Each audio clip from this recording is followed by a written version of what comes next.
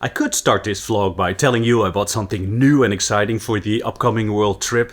I show it really quick so you have no idea what it is, and then I roll the intro just to tease you. But look what I bought. Hi, I'm Eric, and this is my Land Rover Defender Expedition Camper. Not so long ago, I set off to discover the world and ended up in Iraq, where I spent 4 months in lockdown due to the pandemic, after which I returned home. And now, after months of waiting, it's time to restart the world trip. But first, I have to prepare the car for a journey of a lifetime. So welcome to Have Fun and Go. For today's little project, I'm going to build a panel which I'm going to install right over here, which I think is going to be a bit of a challenging task because there's the seat belt right over here. This is the easy part. Goes up, moves to the back, and right over here there's an angle which goes diagonally up. Now, say that 10 more times. So, well, you know what that means. A lot of measuring and sawing.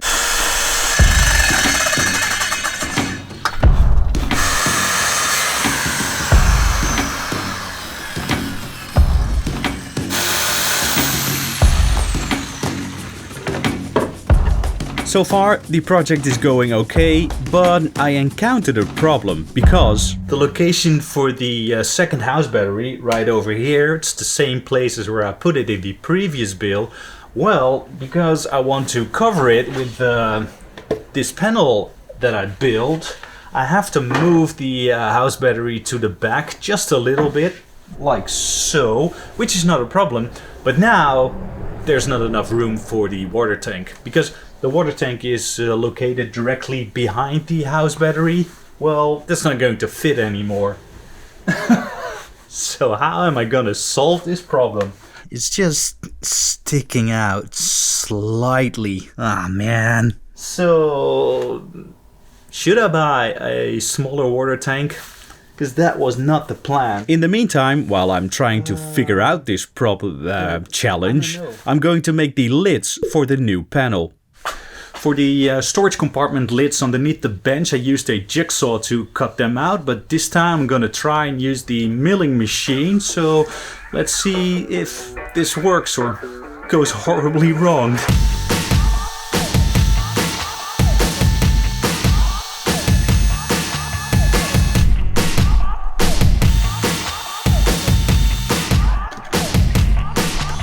Well, this looks pretty sweet. The biggest mistake I made was going too fast, and therefore I made some happy mistakes, but it really doesn't matter because I'm going to upholster this panel so you'll never see it again.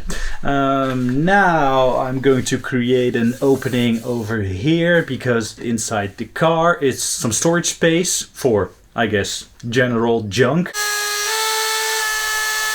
This is what it looks like so far. I only have to make a little adjustment over here because the panel is just too close to the bolt, and if I ever have to remove this, I can't access the bolt. But first, I'm going to cut the carpet to the correct size. And yes, it's the same stuff I used to upholster the side panel inside the Defender.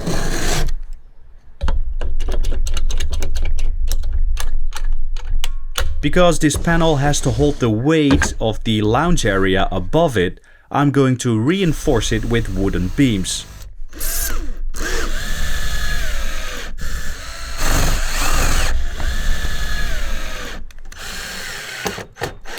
Now that I installed these support beams, it's time to throw some paint on it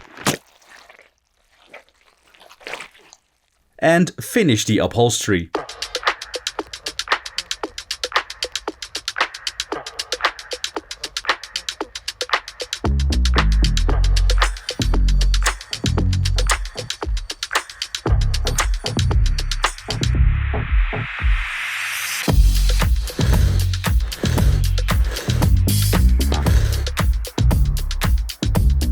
Now that the upholstery is done, my plan was to install hinges on the lid, but because there's not a lot of room, it's much easier if I could just completely remove the lid. What I did is I screwed a little beam on the back side of the lid, in which I'm going to screw this little bolt. I'm going to cut the head of the bolt. So you end up with a little pin, and this little pin will slide inside this little hole, like so. In each of the lids I drilled a hole for a magnet, so it would snap into place. I will show it to you later on. I want to create a little handle for the lid, aka door. So I know somewhere in here I have a lashing strap, you know, these, and I also have a black, no, that's elastic band. It's also elastic band. There it is. I knew it. I had like a little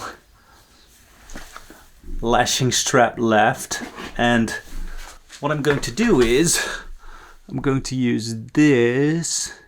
Now I'm just gonna fold it together like this, and now you have a little handle. And after fixing it with a lock bolt to the lid, I have a cheap but functional drawer pull. Look what I got. Ta-da! Wait a minute. I didn't order a chair. Ah, just joking. It's not a chair. At least, I don't hope so.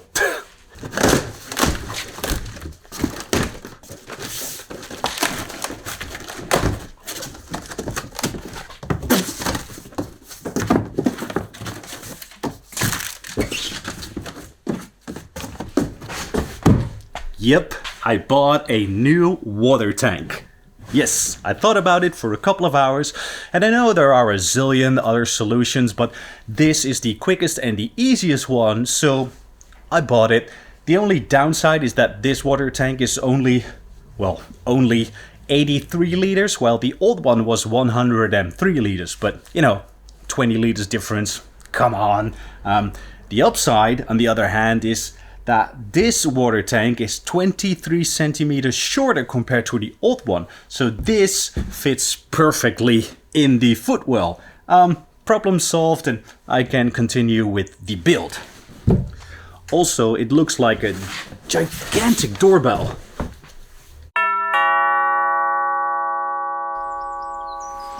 Thank you, Boris the Defender, for tagging me in your Instagram story. I really appreciate it. The guy has an awesome YouTube channel. I'll put the link in the description down below so you can check it out after this vlog, okay? While I was in the garage scavenging, I found this piece of plywood for concrete formwork, and this is perfect for the rear footwell, as where I am going to install the water tank as well. Now here's a crazy story. The width of this piece of plywood is exactly the same as the width of the rear footwell. It's crazy, I know. And obviously this is what I'm going to use because it's meant to be. But before putting it in the car, I will make some adjustments to the panel.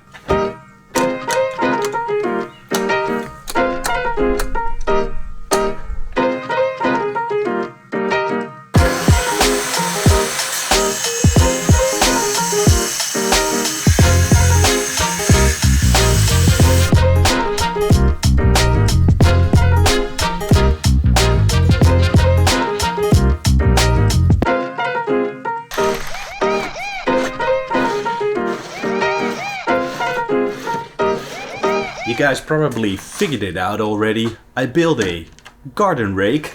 Oh no, hold on, it's a prison. Anyhow, this construction, I'm going to put the water tank on top of this construction. So now there is some airflow, hopefully preventing condensation that's caused by the water tank. I also, where is it?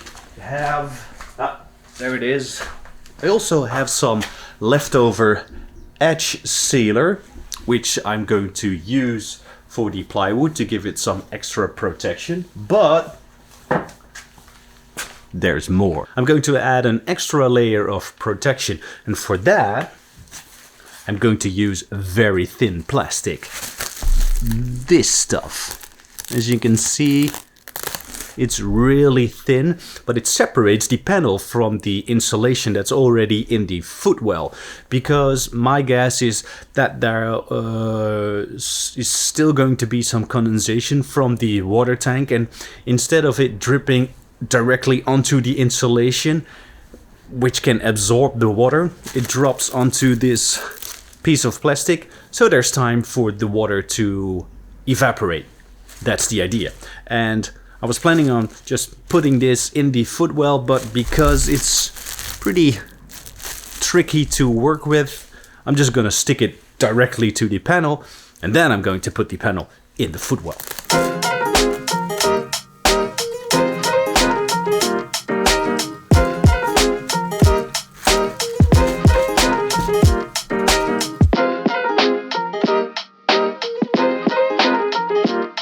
Now that the SAKWU, the super anti-condensation water tank underlayer, is in the footwell, I can install all the dividers between the house battery, storage space and water tank.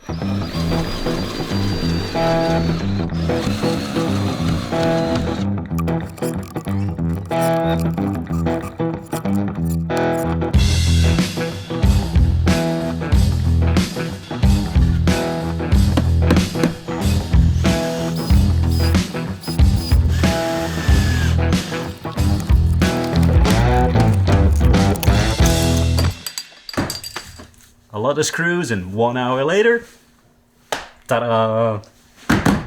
Oh, and by the way, I did change one thing because I thought it was ugly.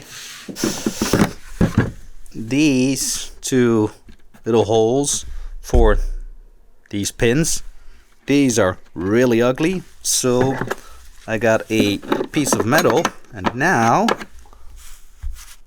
much better.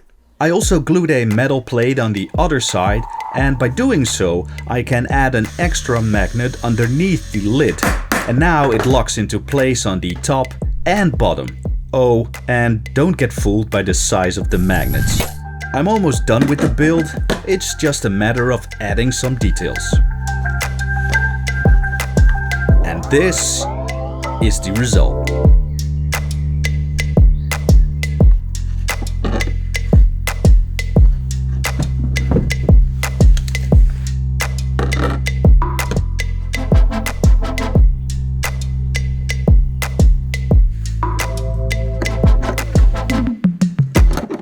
Alright, that's it for this week's episode.